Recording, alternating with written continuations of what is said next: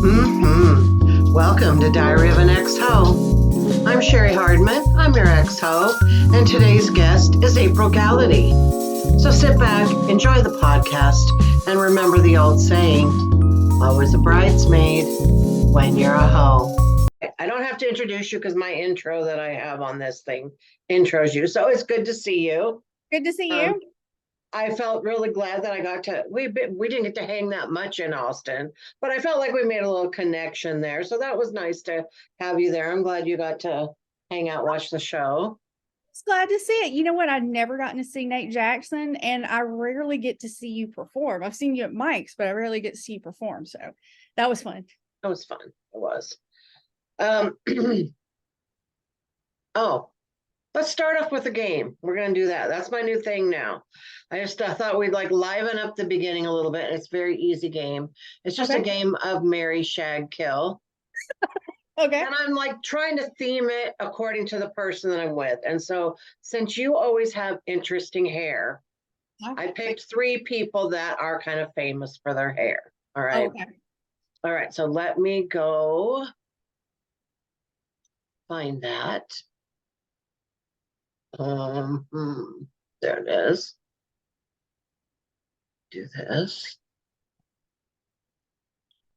All right, you can see it, right? Yes, I can see it. All right, so it's marry one, shag one, kill one. Huh? And here are your choices. Oh. Jason Momoa, Jennifer Aniston, Harry Styles. Okay. Marry, shag, kill. Okay. I would marry Jason Momoa. I would shag Harry Styles, and I would kill Jennifer Aniston. All right. Well, there was just you didn't even have to hesitate on that one. Oh, I'm pretty sure I've always known what I like to get into. All right. Bye, Jennifer. Bye, Jennifer. Bye, Jennifer. I'm sorry, that was not a lot of discussion about. I mean, Jason Momoa just looks like fun. So, of course, I'm going to marry him. He's going to be lots of fun. Harry Styles is cute. So I was like, yeah, but see, I don't like Jennifer Aniston's personality. So that's why I decided to kill her. So, there we go. There we go. All right. So, I meant to ask you this before we started. Is there anything that you don't want me to ask you about or you don't want to talk about? No, I'm pretty open book. All right. And the rule is you have 24 hours to have that epiphany like, oh, shit, I shouldn't have said that. Please cut it out. Okay. Because I edit fairly quickly, so I always give everyone that grace period, So, and that's why we don't do this live, because sometimes people go, but it's only happened once. Everybody's pretty cool. Everybody's been very open. So I'm really enjoying this. But so I'm going to kind of take you back to your childhood. I don't know, like what your family life was like if your parents were together, if you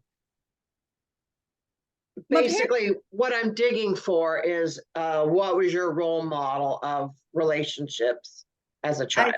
Okay. Let's see. My parents were married when I was born. They were together up until I was 8. So they divorced when I was 8. The marriage that I looked at is kind of like that meant something to me was my mom's mom and her second husband, like my grandfather JV, like they were really tight. So that's the relationship I always went for. My grandmother was a super strong personality. My grandfather was a really laid back, easygoing kind of like whatever you want to do. And so I actually married that way. So that makes sense. Makes sense.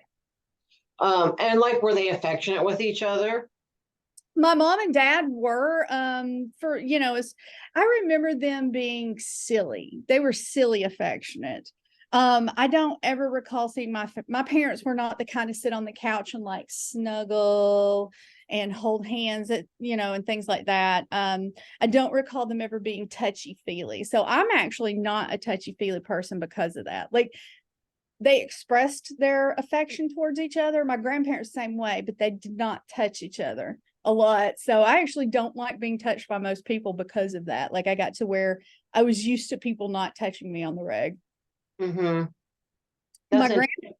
I was gonna say, I'm sorry, I didn't mean to cut you off. Oh. My grandparents, like one of the stories I have from my childhood that used to kind of make me laugh is my grandmother was such a very strict, she was a dour person. That's the best way to put it. She was just very straightforward and dour all the time.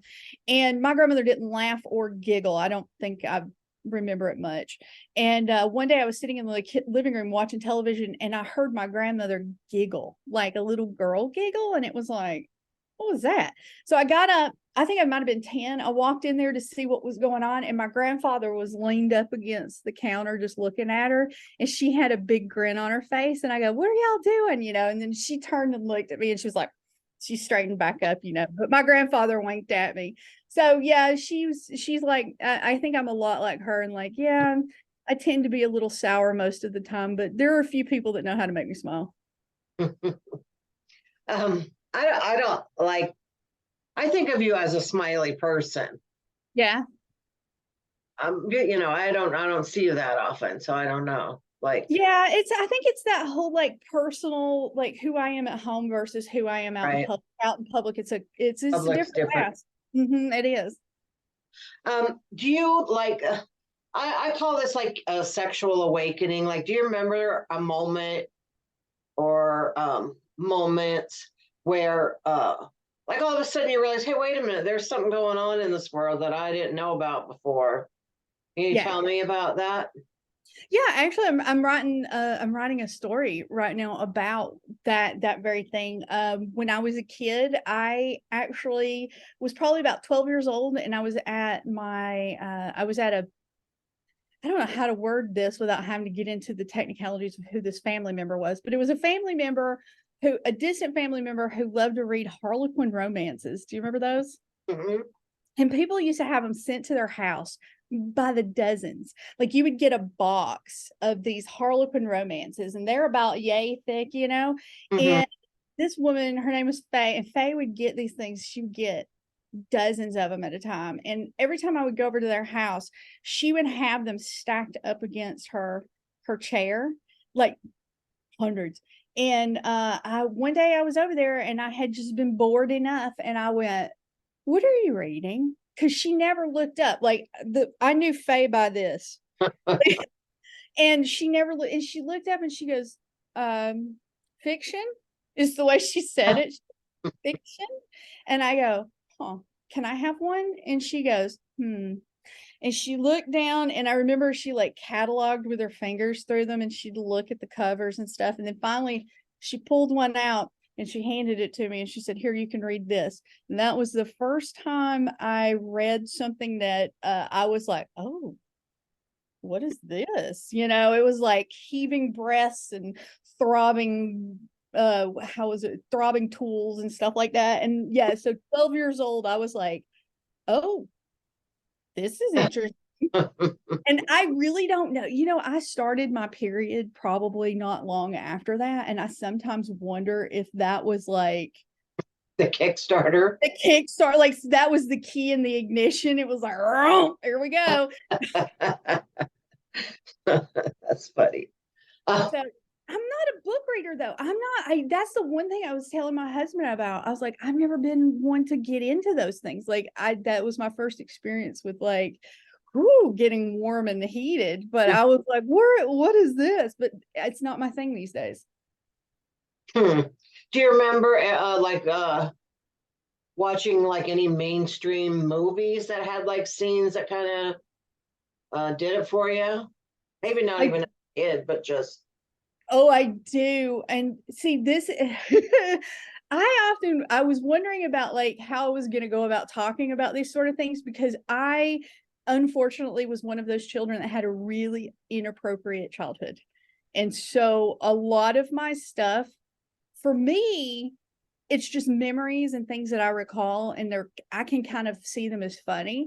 Whereas like I tell these stories and people are like, oh my God, how old are you? Like, but I grew up on a pig farm. So when you grow up on a pig farm and your parents raise baby pigs to be killed, like you get a real education on the cycle of life real quick. Right.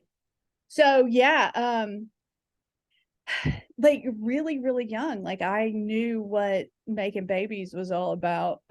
Plus I'm the youngest of six. So all my brothers and sisters were having children by the time I was born. And I look back on it now, like I don't have any specific memories of it, but I have a feeling like everybody is just so baby crazy, at that point in their lives between like 16 and 35. You're just like, your hormones are just like, ah. And I think that's what was going on. I was born when all the adults in my family were just like, yeah, we gotta fuck now, make babies. And I was just this little kid going, what is going on around here? So I have a lot of inappropriate introduction to sex and sexuality. I have very young memories of hey, did you see that? Sorry, I'm gonna make kind of a left turn. Big Mouth. Did you ever see that? Big Mouth? Mm-hmm. I don't think so. Big Mouth is a cartoon, and I cannot recall the comic's name, but it's a famous comic who is the main character of it. And he talks about it's about him being a child and like all the weird, like strange sexual things that kind of float around you as a child, even though it's not for you, it's there. Mm-hmm. And then in the experiences of not only him, but the people he was around. And there was one little girl in it who had like really open parents who were like really open about talking about bodies and sexuality and all this other stuff. My parents weren't like that, but I got that same like breakdown of like watching all these things happen in front of me. And she was a child masturbator, like would get in where she would masturbate in public and like over at a friend's house and stuff like that. And that's one of those signs of like childhood trauma and that sort of thing. Yeah, it's I don't know if this is going to go the way you want it to go, but Hey, these are the things I think of. Like I've been so hypersexual since so young. I'm like, what caused that? And so yeah, you have to examine it. And I think mine was just being around siblings who were in the baby making stage at that point. right. And my parent, like I said, nobody in my family was extremely, nobody in my family is affectionate, but they're all sexual. Hmm. So there's that. So do you still feel like you're hypersexual now? Not since my hysterectomy, but before it, yes. I even worked in a porn store. Like I was the manager of a porn store. It's probably one of the best jobs I've ever had other than doing comedy.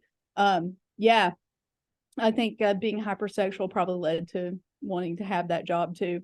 In the interview, my boss goes, do you have any sex toys? And I was like, yeah. And he goes, what's your favorite? And I like had to sit and describe to this stranger what my favorite sex toy was. And I was like, well, we're moving into a new age here. I always thought that would be an interesting job to have, actually.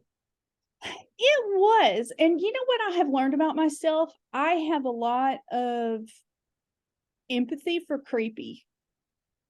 I have a lot of empathy for creepers. And I guess it's because of the way things started out for me.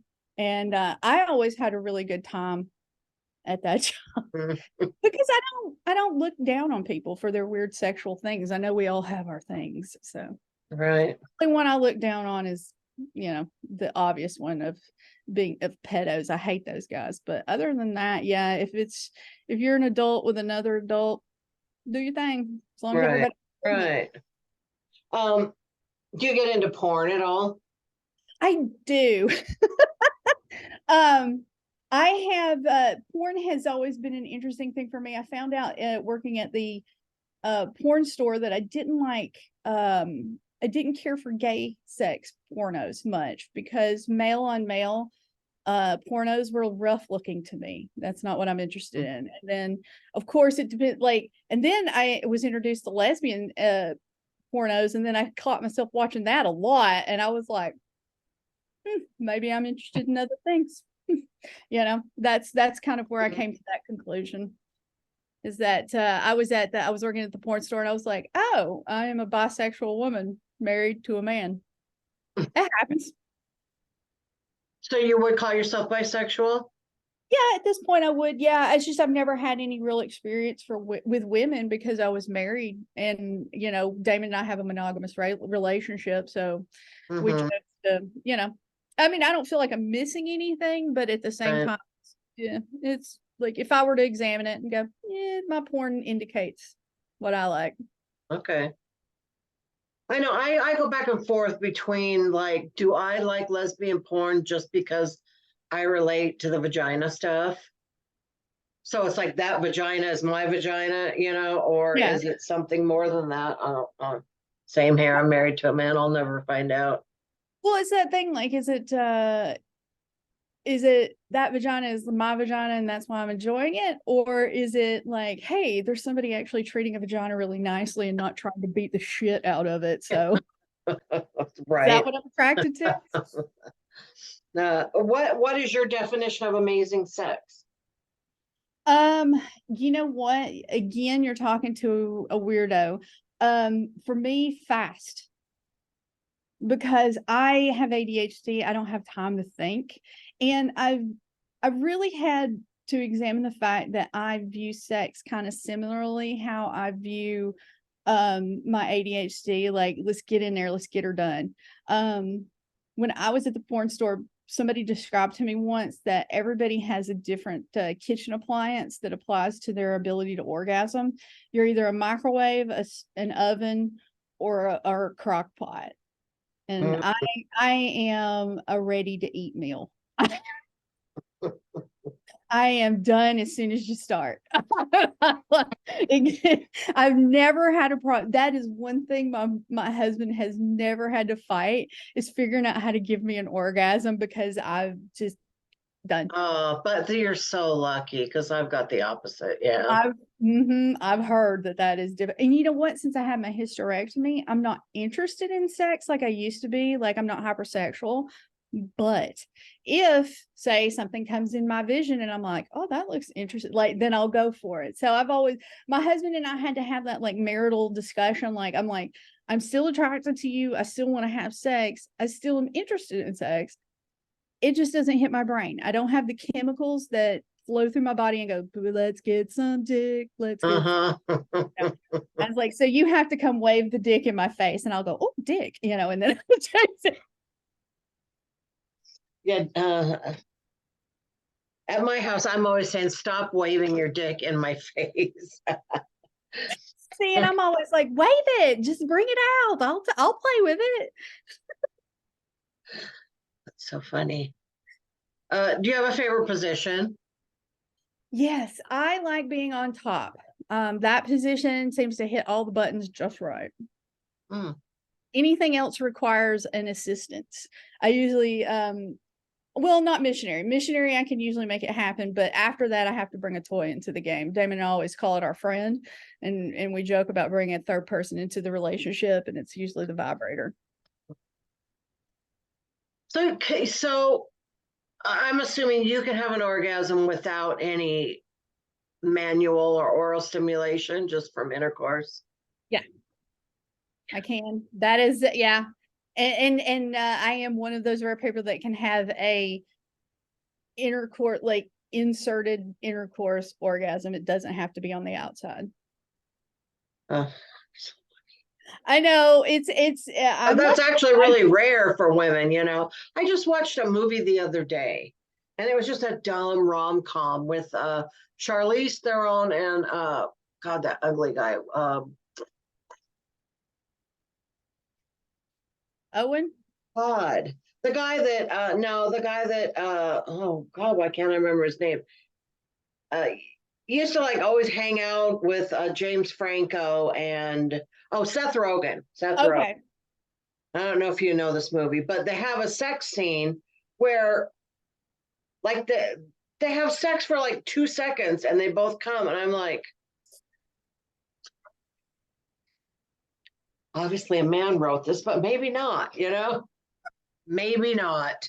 I am I am very well, I'll tell you, and I don't know how much of this really adds to it or makes it happen, but like I said, being young, and I was really aware of my body really young, masturbating really young. So maybe I just figured out what it was I liked, and I didn't have enough people. It's really strange. A lot of women get shamed uh, for enjoying sex.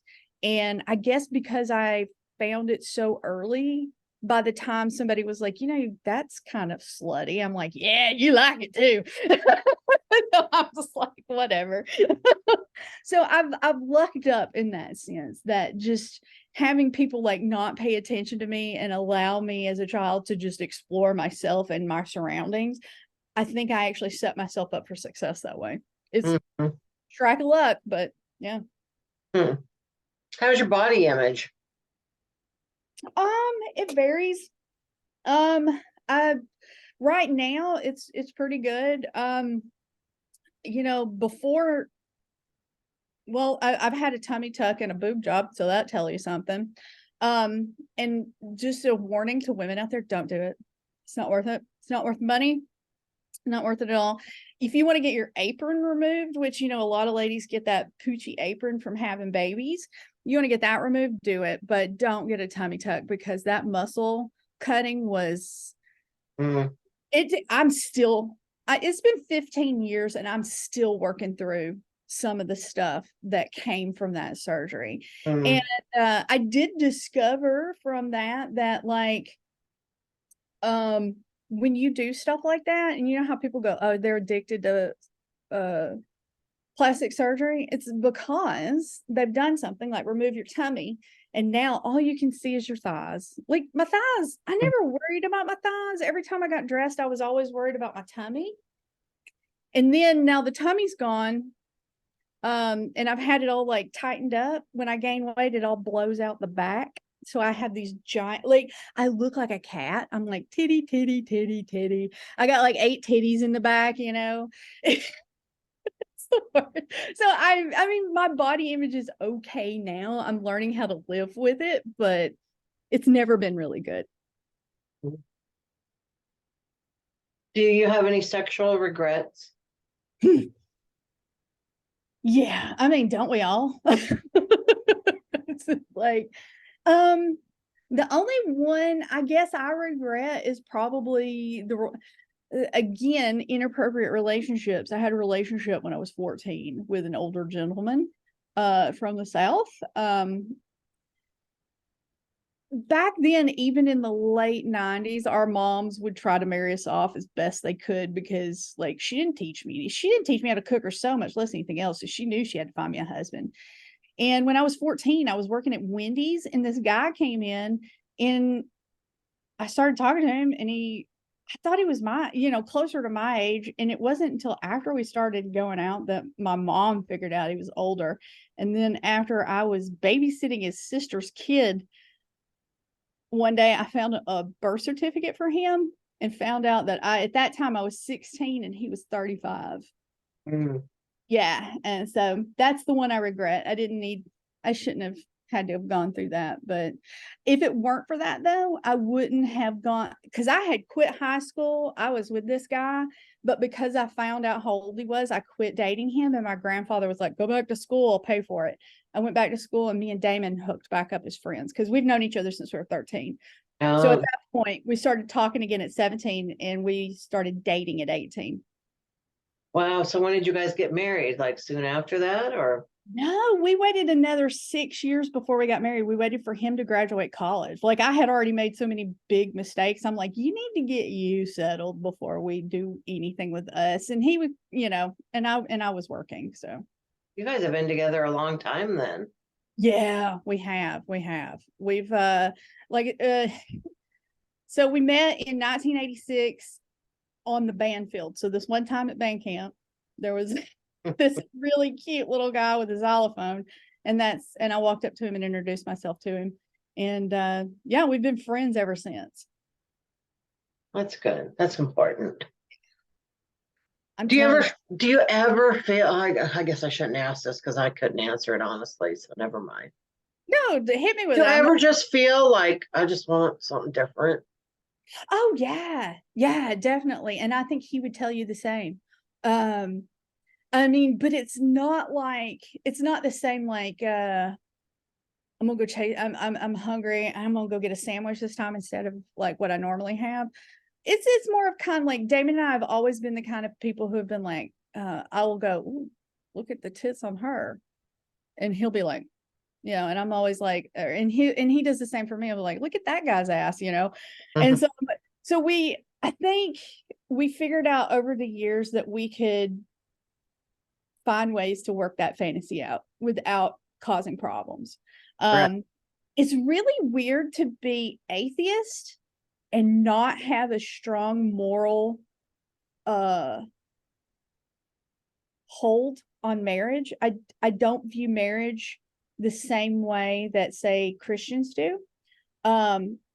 And Damon and I both went from being like, I guess, raised Christian to deciding that we're atheist into being married atheists. We realized after the fact that we got married merely because his dad wanted us to.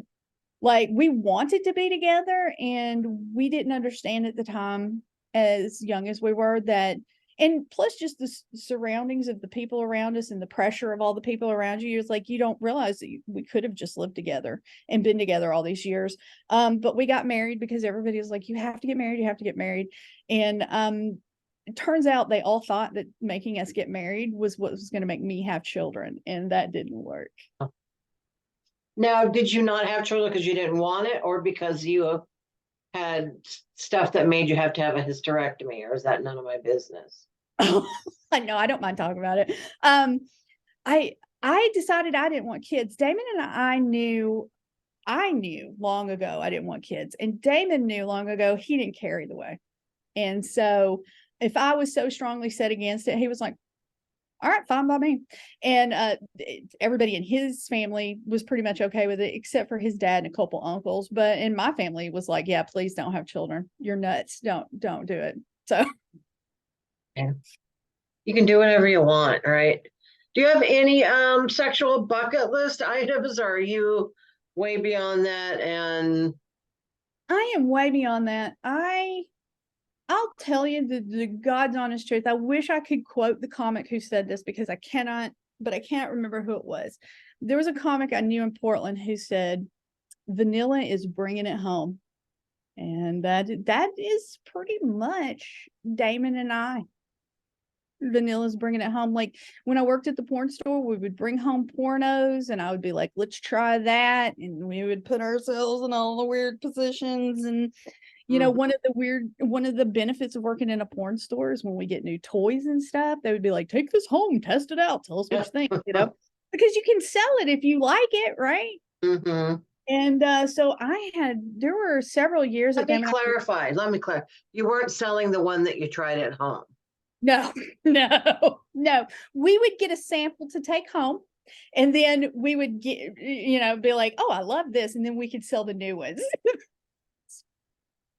They're like, hi, this Coke can previously used by April. I'm hoping you're going to enjoy it. It has a nice flavor, scent, the aroma, Oh, that reminds me, vagina jokes. I was talking about you today, and how much Amy Phillips and I were talking about how much we love your vagina jokes. It kills us how many you can come up with. I love them too. I get a lot of heat for them, or a lot of, yeah. Okay. So I did not prepare you for this, but do you have any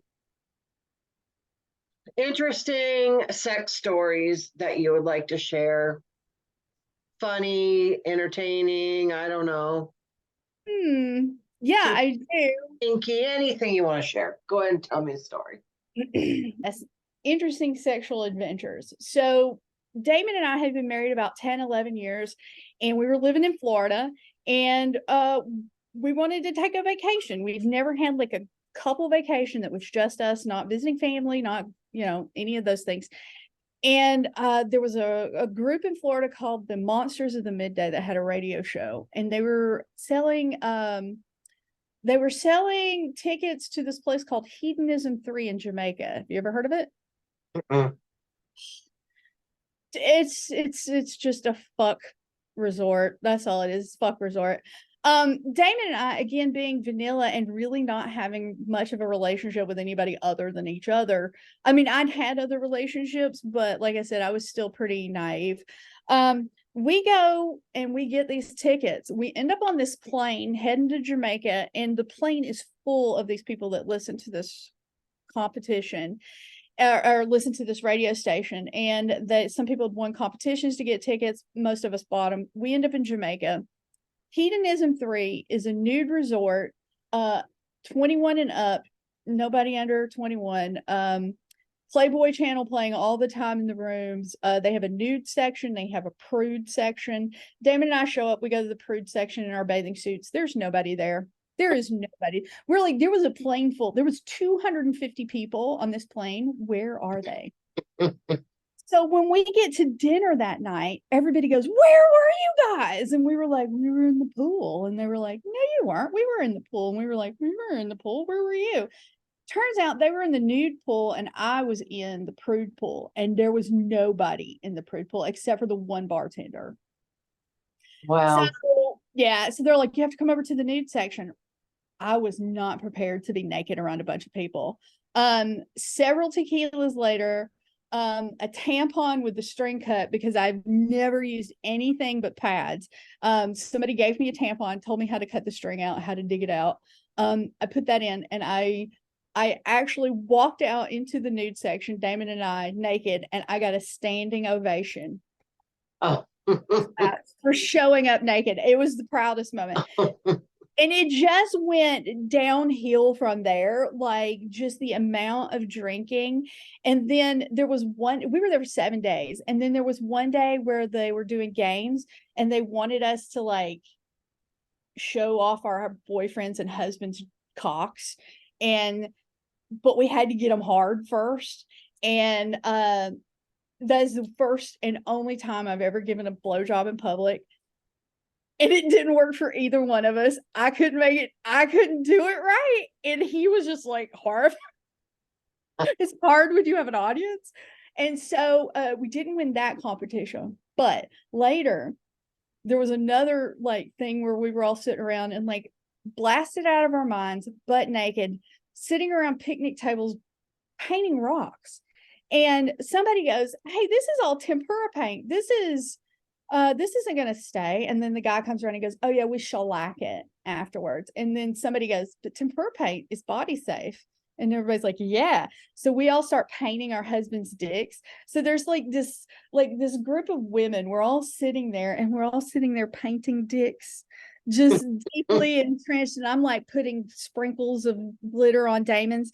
And it was really great because the guy standing next to Damon, like Damon's standing there with his hands on his hips and his hips forward, right, so I can work on his penis. And the guy standing next to Damon and his girlfriend working on his, and he looks over and he goes, "I like his dick better than mine."